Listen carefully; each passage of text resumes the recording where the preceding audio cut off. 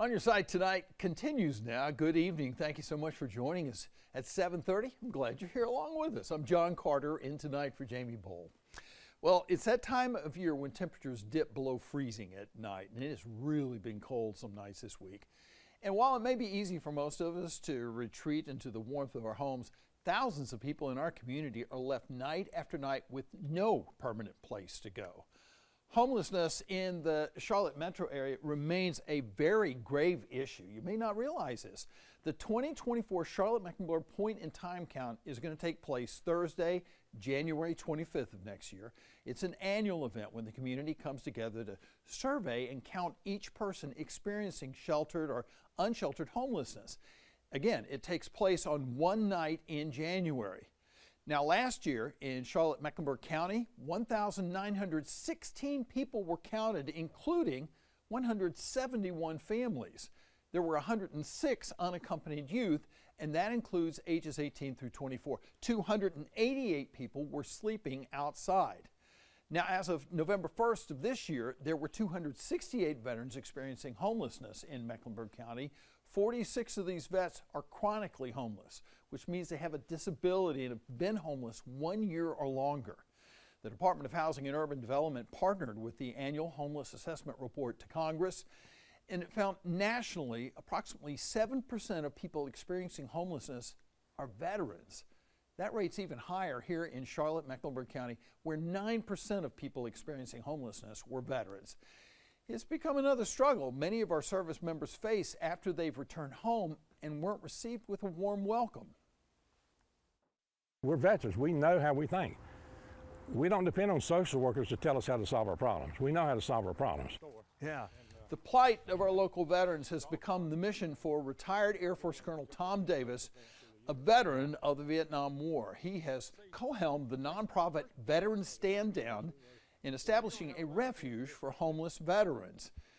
Enter an idea called the Veterans Transitional Farm. The setting, a 38-acre property for sale at the intersection of Highway 73 and Beatties Ford Road.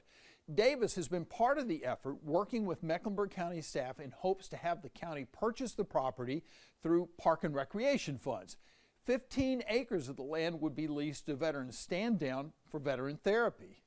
Well, our Jamie Boll and photographer Troy Bowlby recently toured the farm in Huntersville. The goal is to get veterans off the streets and into safe, supportive environments where they can have housing while undergoing therapy and job training. We need a base camp. We need to get our veterans out of the cold. We need to get them here. We got houses waiting on them. We got the faith community ready to go. We got 10 organizations that's willing to help us through therapy. And despite plans being made and the goodwill placed into the project, the next step in launching the Veterans Transitional Farm remains unclear. Davis told WBTV News the project's hit a standstill over pending approval from the Mecklenburg County Board of Commissioners. How frustrated are you right now? Very, very. And not only me, you know, I can move on. We still save veterans, we still help them. But I got a lot of people in our organizations that are just very, very frustrated because they know it will work. They do it every day. You got Souls to Souls connection right here locally. They've been doing it for years. They have trained therapists that do this kind of work.